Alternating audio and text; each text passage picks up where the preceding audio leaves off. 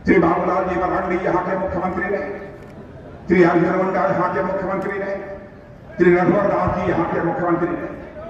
लेकिन जितना पर्याप्त समय इन लोगों को झारखंड राज्य के विकास के लिए मिलना चाहिए था, बहनों भाइयों, वह समय इन्हें नहीं मिल पाया। लेकिन मैं दावे के साथ कह सकता हूं, चाहे हमारे बाबूलाल जी मरांडी हों, चाहे हमारे अर्जुन मुंडा हों, चाहे रघुवर दास हों, झारखंड ही नहीं हिंदुस्तान का कोई व्यक्ति उंगली उठाकर नहीं कह सकता कि हमारे तीनों नेताओं के दामन पर कोई भ्रष्टाचार की दाग लगी है। हमारे ऐसे मुख्यमंत्री नहीं रहे कि भ्रष्टाचार के आरोप लगने के कारण उन्हें जेल की हवा खानी पड़ी है। बहनों भाइयों, लोकतंत्र चलता है तो लोक मर्यादाओं से, लोक लाज से लोकतंत्र चलता है। भारत के स्वस्थ लोकतांत्रिक परंपराओं के साथ झारखंड के मुख्यमंत्री ने खिलवाड़ किया, भ्रष्टाचार का गंभीर आरोप लगाया। उसके बाद भी सीने का बटन खोलकर जनता के बीच आ रहे हैं। बहनों भाइयों, लोकतंत्र लोक लाज के बिना नहीं चल सकता। मैं याद दिलाना चाहता हूं, मर्यादा पुरुषोत्तम भगवान राम के ऊपर समाज की अंतिम सीढ़ी पर बैठे हुए एक व्यक्ति ने छोटा सा आरोप लगा दिया। मर्यादा पुरुषोत्तम भगवान राम ने किस तरीके से मर्यादाओं का पालन किया, यह आप सभी लोग अच्छी तरह जानते हैं। इतना ही नहीं, हमारे लाल कृष्ण आडवाणी जो हमारे नेता हुआ करते थे, एक बेबुनियाद निराधार आरोप उनके ऊपर फैसला कर दिया गया। आडवाणी जी ने तुरंत फैसला किया, जब तक मैं संसद की सदस्यता से त्याग पत्र देता हूं और जब तक मैं आरोप मुक्त नहीं हो जाऊंगा, भारत की संसद में मैं कदम नहीं रखूंगा। बहनों भाइयों, यही तरीका होता है। और घने गंभीर आरोप लगने के बाद, जेल रहने के बाद भी,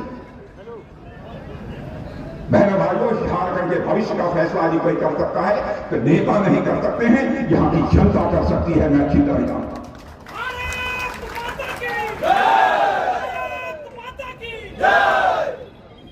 झारखंड से मेरा भावनात्मक रिश्ता है, मेरा रिश्ता भी झारखंड के साथ है। मेरी धर्मपत्नी भी थी झारखंड से, इसलिए झारखंड वासियों के साथ स्वाभाविक रूप से मैं एक अपना बहुत ही नजदीकी लगाव महसूस करता हूं। आज मैं आप लोगों से अपील करने आया हूं, बहनों भाइयों, झारखंड का नया इतिहास इस बार लिख दीजिए मेरे बहनों भाइयों। सारे भारत को ही नहीं, दुनिया को संदेश दे दीजिए कि भारत कभी भी किसी दागदार व्यक्ति को अपने नेता के रूप में स्वीकार नहीं कर सकता है। यह संदेश सारी दुनिया को जाना चाहिए। झारखंड मुक्ति मोर्चा की सरकार ने भ्रष्टाचार नए रिकॉर्ड बना दिए हैं। शायद यहां के किसी मुख्यमंत्री को कभी जेल नहीं जाना पड़ा। केंद्र में हम लोग भी सरकार चला रहे हैं, देश के दूसरे राज्यों में भी अब तक सरकार चला रहे हैं। हमारे शिवराज सिंह जी चौहान 18 वर्ष तक लगातार मध्य प्रदेश के मुख्यमंत्री रहे।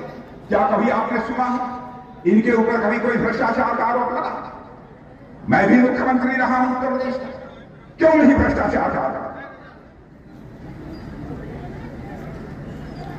बहनों भाइयों, फैसला आपके हाथ में।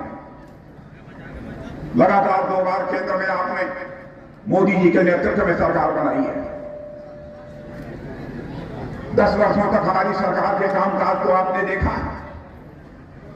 इस सच्चाई को कोई नकार नहीं करता है। बहनों भाइयों, आपके गांव का, आपके जिले का जो व्यक्ति दुनिया के दूसरे देशों में होगा, उससे जाकर पूछिए।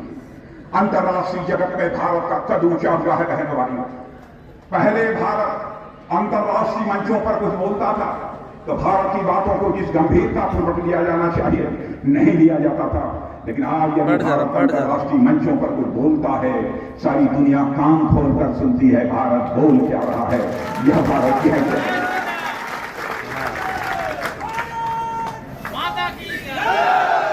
आपने देखा कि रशिया और यूक्रेन के बीच युद्ध चल रहा। क्यों ही युद्ध आज के 2 साल पहले प्रारंभ हुआ था। वहां जो भारत के रहने वाले बच्चे वहां मेडिकल की पढ़ाई कर रहे थे, मैनेजमेंट की पढ़ाई कर रहे थे, इंजीनियरिंग की पढ़ाई कर रहे थे, उनके माता पिता जो भारत में रहते थे, उन्होंने तुरंत शोर मचाना शुरू किया। कहा प्रधानमंत्री मोदी जी, चाहे जो भी हो, हमारे बच्चों को यूक्रेन से आप बाहर निकालिए, चाहे जैसे भी निकाल सकते थे।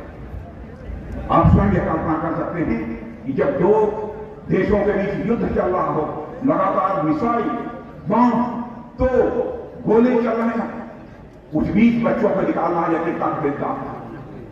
लेकिन जब भारत का कद था, हमारे प्रधानमंत्री का कद था, उन्होंने टेलीफोन उठाया, मेरे बहनों भाइयों, रूस के राष्ट्रपति मिस्टर पुतिन से बात की और यूक्रेन के राष्ट्रपति मिस्टर जेलेंस्की से बात की।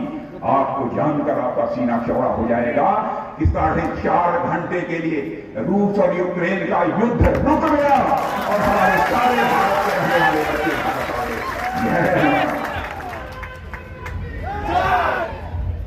मैं आपसे एक बात और मैं कहना चाहता हूं, क्या आप बता सकते हैं 10 वर्षों में मोदी जी की सरकार के किसी मंत्री के ऊपर कोई भ्रष्टाचार का आरोप लगा?